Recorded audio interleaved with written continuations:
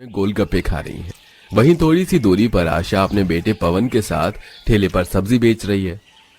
वो सब्जी बेचने वाली को देख रही हो, वो औरत अपने बेटे का रिश्ता लेकर आई थी मेरे घर। मैंने तो अपनी माँ को साफ साफ कह दिया, मैं ऐसे गरीब सब्जी बेचने वाले ससुराल बिल्कुल नहीं जाने वाली। इन गरीबों से अगर मैंने एक एसी लाने को कह दिया ना, तो आने वाली गर्मी में ये लोग मेरे लिए एक एसी तक नहीं ला पाएंगे। इतना बोलकर सीमा शीतल के साथ गोलगप्पे खाकर घर आती है। इस तरह 2 दिन बीत जाते हैं और एक दिन शीतल अपनी माँ के साथ बाजार आती है। बहन, आपकी सब्जी। अरे मैं तो पैसे घर पर ही भूल गई, घर में सब्जी भी नहीं है, अब क्या करूं। अरे कोई बात नहीं बहन, पैसे नहीं है तो अभी सब्जी ले जाओ, फिर कभी दे देना। हाँ जी माता जी, आप फिर कभी दे जाइएगा, हम तो यहीं ठेला लगाते हैं। पवन और आशा का ये बर्ताव शांति शीतल को काफी पसंद आता है। इसी तरह कुछ दिन बीत जाते हैं और एक बार फिर शीतल सब्जी लेने आशा के पास आती है। तुम सब्जी वाले इतनी बेईमानी करते हो, इसीलिए तुम्हें तरक्की नहीं होती। मैंने तुम्हें 500 का नोट दिया है और तुमने सब्जी में भी तोल मारा है। लगी नहीं रहा है कि 2 किलो टमाटर है। आंटी भगवान से डरो, अभी अभी मैंने सब्जी का ठेला लगाया है, मेरे पास एक भी 500 का नोट नहीं है। देखो तो जरा दिन दहाड़े कैसे बेईमानी कर रहे हैं ये माँ बेटे। आंटी जी, बेईमानी ये लोग नहीं, आप कर रही हैं इनके साथ। मैंने खुद देखा है, आपने उन्हें 50 रुपए दिए हैं बस। शीतल की बात सुनकर वो औरत वहाँ से मुंह बनाकर चली जाती है। बेटी तुम बहुत अच्छी हो, अगर तुम ना होती तो वो औरत तो हमारे पीछे ही पड़ जाती। आशा को शीतल काफी पसंद आती है। इसी तरह समय बीतता है और एक दिन शीतल के लिए पवन का रिश्ता आता है। तो वहीं शांति को भी पवन पसंद था अपनी बेटी के लिए, तो वो रिश्ते के लिए हाँ कर देती है। पर जब इस बारे में सीमा को पता चलता है तो वो शीतल के घर आकर लिविंग हॉल में बैठ शीतल से बोलती है। शीतल तू पागल हो गई, ऐसे गरीब घर में शादी करके जाएगी? तूने अपनी माँ को मना क्यों नहीं किया? तू जानती है ना ये सब्जी बेचने वाले कितने गरीब होते हैं, ये तेरी किसी भी जरूरत को पूरा नहीं कर पाएंगे। कुछ दिनों में भयंकर गर्मी आ जाएगी और जब तू गर्मी से परेशान होगी ना और उन्हें एक एसी लाने के लिए कहेगी तो उनकी इतनी भी औकात नहीं होगी कि वो तेरे लिए एसी ला सके। सीमा, तू जिसकी बुराई कर रही है वो मेरा होने वाला ससुराल है और मेरी माँ ने मेरा रिश्ता तय किया है, तो कुछ सोच समझ कर ही किया होगा। ठीक है, मत सुन मेरा एक अमीर घर में रिश्ता तय हुआ है, राज करूंगी मैं वहाँ, बाय। शीतल अपनी दोस्त की बातों में नहीं आती और बहुत जल्द दोनों ही दोस्त की शादी हो जाती है। शादी के बाद आशा इत्तेफाक से किराए पर वही घर लेती है जहां शीतल की अमीर दोस्त सीमा की शादी हुई थी। समय ऐसे ही गुजरता है और एक दिन घर में आशा बैठकर सब्जियां साफ कर रही थी, तभी मोहल्ले में आइसक्रीम वाला आता है। आइसक्रीम ले लो, आइसक्रीम ले लो। माँ जी, लगता है गली में आइसक्रीम वाला आया, मेरा भी दिल कर रहा है। अरे बहू, तेरा आइसक्रीम खाने का दिल कर रहा था तो तूने मुझे पहले क्यों नहीं बताया? मैं अभी लेकर आती हूँ। माँ तुम लेट हो गई हो, आइसक्रीम वाला तो चला गया। चला गया तो क्या हुआ, मैं दुकान से ले आती हूँ। नहीं माँ जी, रहने दीजिए, आप शाम को आइसक्रीम ले आना, बाहर बहुत धूप है। बहू, सब्जी बेच के मैं और पवन रात के 11-12 बजे घर आएंगे, उस वक्त आइसक्रीम नहीं मिली तो इसलिए मैं अभी ले आती हूँ। बिना सोचे समझे आशा धूप में बाहर जाती है और अपनी बहू के लिए आइसक्रीम लेकर आती है। वहीं सीमा अपने ससुराल में फ्रिज से कटोरी में थोड़ी आइसक्रीम निकालकर जैसे ही खाती है, वहां उसकी सास आ जाती है और उसके हाथ से आइसक्रीम छीन उसे सुनाने लगती है।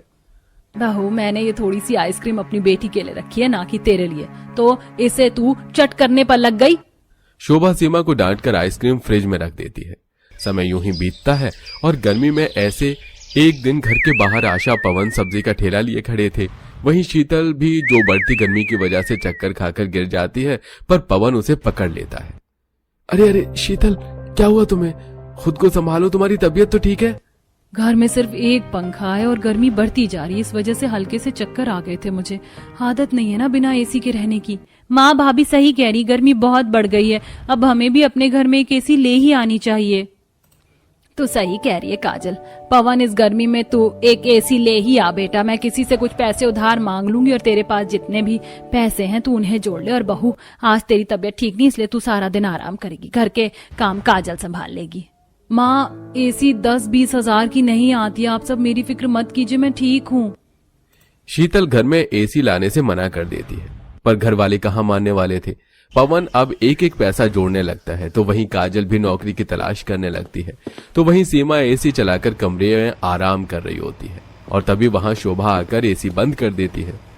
देख रही है करिश्मा बेटा, यहाँ तेरी भाभी एसी चलाकर आराम फरमा रही है और तू वहाँ भूख से मर रही है। एसी चलाकर लेटी क्यों है? उठकर मेरी बेटी के लिए खाना बना। माँ जी आज मेरी तबीयत कुछ ठीक नहीं, इसलिए थोड़ी देर एसी चलाकर आराम कर रही थी। ये कैसी तबीयत है जो एसी चलाकर ही ठीक होगी? बहानेबाजी बंद करो और मेरे लिए खाना बनाओ। बीमार होने के बाद भी सीमा के ससुराल वालों को उस पर तरस नहीं आता। समय ऐसे ही बीतता है और इस बीतते समय में पवन और आशा सुबह से देर रात सब्जियां बेचती। यहाँ तक कि कई बार पवन ठेला लेकर जाता तो वहीं आशा सिर पर टोकरियां लेकर गलियों में जाती। वहीं काजल घर में ही बच्चों को ट्यूशन पढ़ाने लगती है और इस तरह से सब पैसे जोड़ते हैं। और एक दिन शीतल सीमा से उसके मिलने घर आती है। अपने दोस्त को देख सीमा एक बार फिर एसी चला देती है और अपने दोस्त के लिए चाय नमकीन बिस्किट लेकर आती है।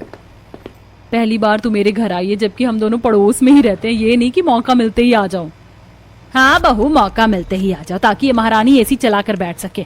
इसको कितनी बार मैंने समझाया कि एसी तभी चलेगा जब मेरा बेटा आएगा, पर यह है कि मानती ही नहीं है। इतना बोलकर शोभा एसी बंद कर देती है और वहां से चली जाती है। शोभा का ये बर्ताव देखकर शीतल को बड़ा अजीब लगता है, तो वहीं सीमा की नजरें शर्म से झुक जाती हैं। इसी तरह कुछ दिन और बीत जाते हैं और शीतल के ससुराल वाले कुछ पैसे जोड़ते हैं।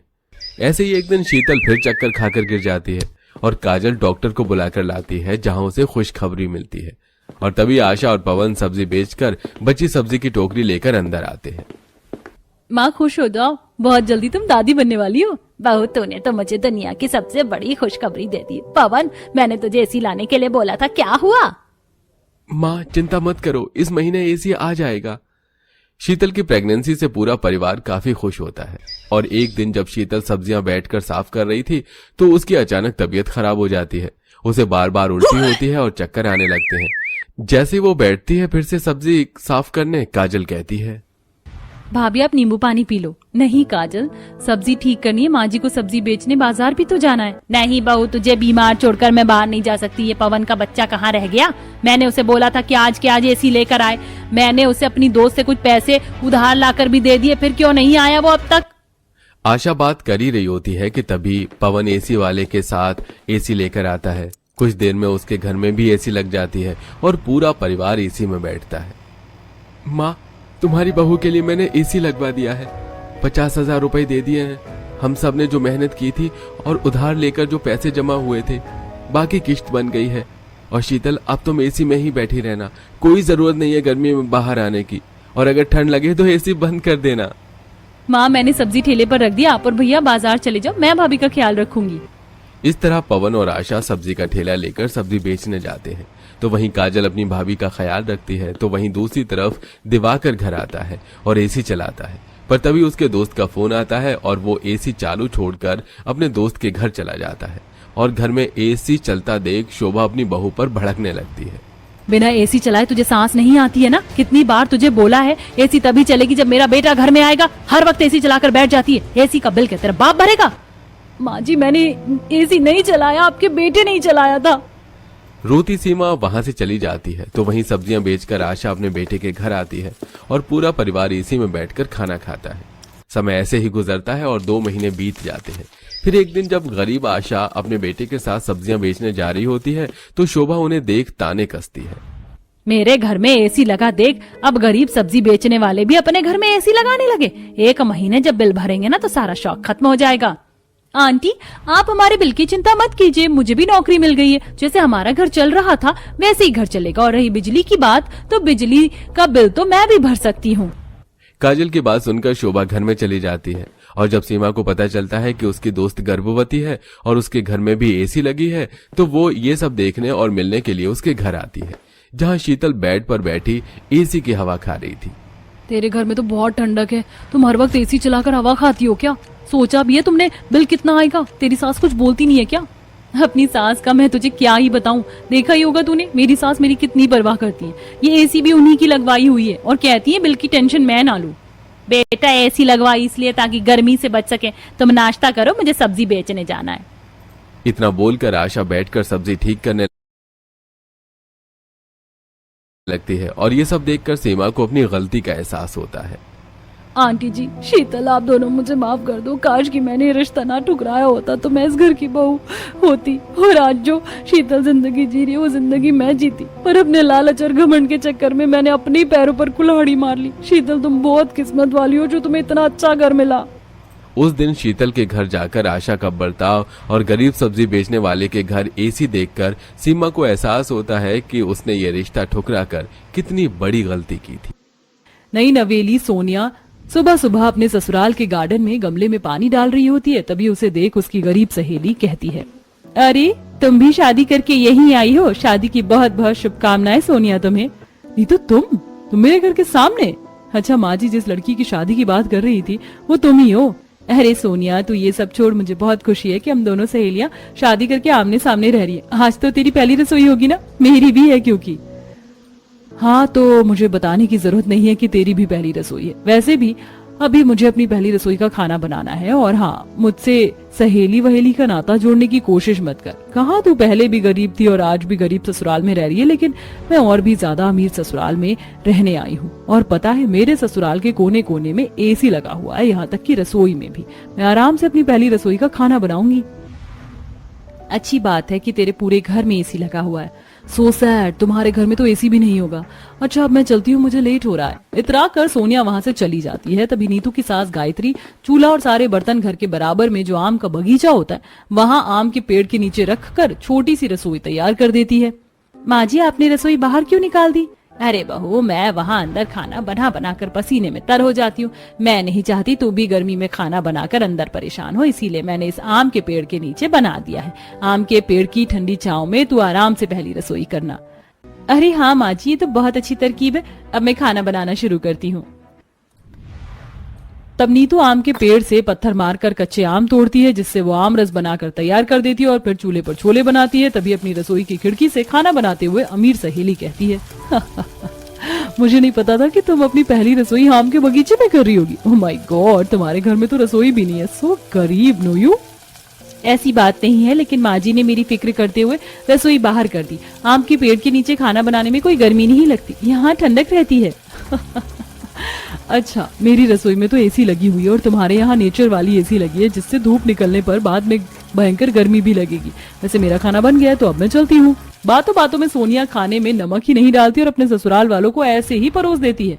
बिना नमक का खाना खाकर ससुराल वालों का मुंह बन जाता है। ओहो, ये कैसा खाना बनाया है सोनिया? तुम आंखें बंद करके खाना बना रही थी क्या? और क्या बहू, इसमें एक चुटकी नमक नहीं है। बिना नमक का खाना कौन खाता है? ये बहू भी ना सुनाने वाले काम करती है। अरे दोनों ने तो मुंह ऐसे बना लिया जैसे कि बहू ने करेले लाकर रख दिया हो सामने। अरे नमक ही तो कम है, भूल गई होगी बेचारी, खा लीजिए।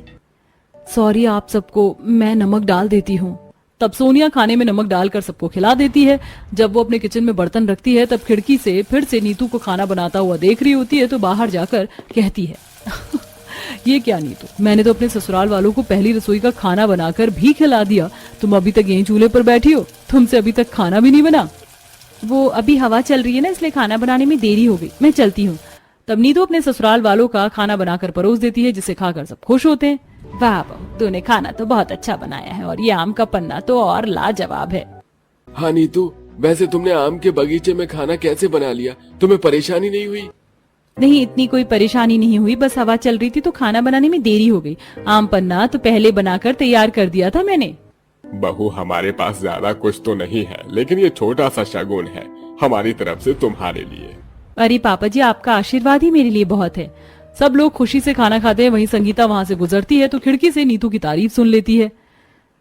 बताओ, बहू ने देर लगाकर भी खुली रसोई में आम के बगीचे में अच्छा खाना बना दिया। कितनी तारीफ हो रही है उसकी। और एक मेरी बहू को देखो, पहली रसोई भी ठीक से नहीं निभाई। ऐसा कहकर संगीता पड़ोसन के यहाँ से चली जाती है।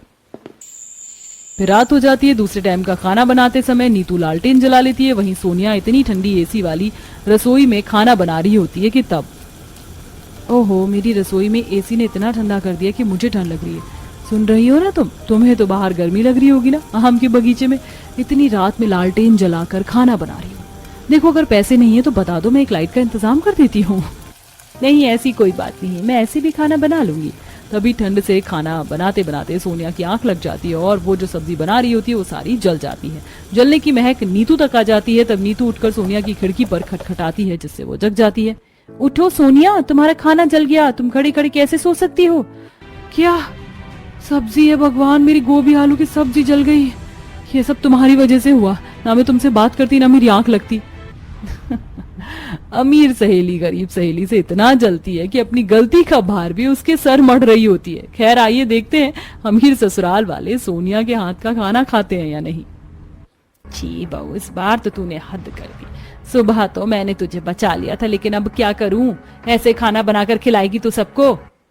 बहू, सुबह तो हमने बिना नमक का खाना भी चला लिया, लेकिन ये जला हुआ खाना कैसे चलाएं? बता संगीता, ऐसा करो तुम गरम दूध दे दो, ऐसे ही सो जाएंगे। सोनिया, तुम्हें नहीं खाना तो हम सबके खाने के बारे में तो सोचा करो। माफ कर दीजिए, दोबारा ऐसा नहीं करूंगी। खाने पर से सब उठकर अपने अपने कमरे में चले जाते हैं और संगीता सबको गर्म दूध दे देती है, जिसे पीकर वो सो जाते हैं। सोनिया खुश नहीं होती। ऐसे ही वक्त गुजरता है। अमीर सहेली सारी सुख सुविधा के बाद भी अपने ससुराल में अच्छे से नहीं रहती, ना घर वालों को अच्छा खाना बना कर देती है और गरीब सहेली को पैसों का शो ऑफ करती है। वहीं गरीब सहेली आम के बगीचे से कभी कच्चे आम तो कभी पक्के आम तोड़कर आम पन्ना बनाती है, तो कभी आम रस, कभी आम की चटनी बनाकर घर वालों को खिलाती है, जिससे घर वाले गर्मी में भी खुश रहते हैं कि एक दिन गरीब बहू आम तोड़कर सिलबट्टे पर आम की चटनी बनाती। ये देख सोनिया, ओ माय गॉड, तुम तो हद से ज्यादा गरीब निकली। ना तो तुम्हारे घर में रसोई है और अब मिक्सर ग्राइंडर भी नहीं है जो हाथ से ईंट पत्थर को घिस कर चटनी बना रही हो। हाथ नहीं दुखते, ऊपर से तुम्हें पसीना भी आ रहा। लेकिन मेरे घर में तो हर जगह एसी है। चलो मेरे घर में चलो, एसी की हवा खिलाती हूँ आज। सोनिया, इसकी कोई जरूरत नहीं है। शाम के बगीचे में इतनी ठंडी हवा आती है जो पैसे से लाख गुना शुद्ध है, पर मुझे इस रसोई में खाना बनाने में कोई परेशानी नहीं है। और सोनिया, भूलो मत, स्कूल में इसी सिलबट्टे और पर चटनी पीसकर मैंने तुम्हें खिलाया और तुम्हें बहुत पसंद आती थी ये चटनी। और मिक्सर ग्राइंडर में वो स्वाद नहीं आता जो सिलबट्टे पर स्वाद आता है। आई नो, तुम ऐसे ही कुछ घिसा पिटा जवाब दोगी, इसीलिए मैं अपने एसी वाले कमरे में जा रही हूँ, तुम रहो अपने आम के बगीचे में। सोनिया मुंह बनाकर वहां से एसी वाले कमरे में चली जाती। कभी लाइट चली जाती थी तो सास बहू अपने छोटे से आम के बगीचे में बैठकर ही ठंडी हवा और छांव का मजा लेती थी। सास बहू खूब हंस हंस कर बात करती हैं। उन दोनों को अपनी रसोई से इतना हंसता हुआ देख सोनिया जलती है। गरीब सास बहू का भी ठीक है, घर में कुछ नहीं, बगीचे में रसोई है, फिर भी मेरी सहेली खुश है और मैं नहीं, क्योंकि मेरे ससुराल वालों को मेरे हाथ का खाना ही नहीं पसंद आता। अगर तू अच्छा बनाएगी तभी तो पसंद करेंगे ना। सच बात तो ये है, तुझे खाना बनाना नहीं आता, लेकिन चुगली करनी बहुत आती है। सीख ले अपनी गरीब सहेली से और पूछ उसके ससुराल वाले उसके हाथ का खाना खाकर खुश रहते हैं, जबकि उनके घर पर रसोई भी आम के बगीचे में और तेरे पास सब कुछ होने के बाद भी तू ऐसा खाना बनाती है। मैं भी चाहती हूँ कि तू अच्छा खाना बनाए तो मैं तेरी तारीफ हर जगह करूँ। मुझे पता है आप कुछ ऐसा ही बोलेंगी, लेकिन कमी तो मुझ में भी है। सोनिया उदास होकर रसोई से चली जाती है। कुछ देर बाद नीतू अपने हाथ का खाना बनाकर लाती है। माँ जी, मैंने आम की कलौंजी और पूरी बनाई है, आप खाकर देखिए, आपको बहुत अच्छा लगेगा। गर्मी में खाने का उसका फायदा भी है। वो क्या है ना, बहुत दिनों से मेरा मन था कि आपको अपने हाथ का कुछ बनाकर खिलाऊं, और आम भी तो बहुत सारे हैं। बहुत अच्छा किया बहू जो तुम बना कर ले आई। रोज रोज तुम्हारे हाथ के बने हुए खाने की खुशबू आती थी, बड़ा मन करता था खाने का। आज कहूंगी तुम मेरी बहू की सहेली हो, कुछ अपनी सहेली को भी खाना बनाना सिखा देती। रोज इसके पापा जी दुखी हो जाते हैं। माँ जी, आपने उसके सामने क्यों कहा? सोनिया, मैं जानती हूँ तुम परेशान हो। अगर तुम मुझे अपना दोस्त नहीं मानती कोई बात नहीं, लेकिन मैं तुम्हें परेशान नहीं देख सकती। अगर मेरी कोई मदद चाहिए तो बता दो, मैं तुम्हें खाना बनाना भी सिखा दूंगी। मेरे लिए तुम आज भी वही सोनिया हो जो बचपन में 5वीं क्लास से लेकर 12वीं तक थी। ये सुनते ही सोनिया की आंखों से आंसू झलक जाते हैं और वो नीतू को गले लगा लेती है। नीतू, मुझे माफ कर दे, मैंने तुझे रोज रोज कितना कुछ कहा, कभी तेरे आम के बगीचे में, कभी गरीबी पर, तो कभी गर्मी में एसी का ताना दिया, लेकिन तूने फिर भी अपनी दोस्ती निभाई। ठीक है, मैं तुझसे खाना बनाना जरूर सीखूंगी। ये सुन सास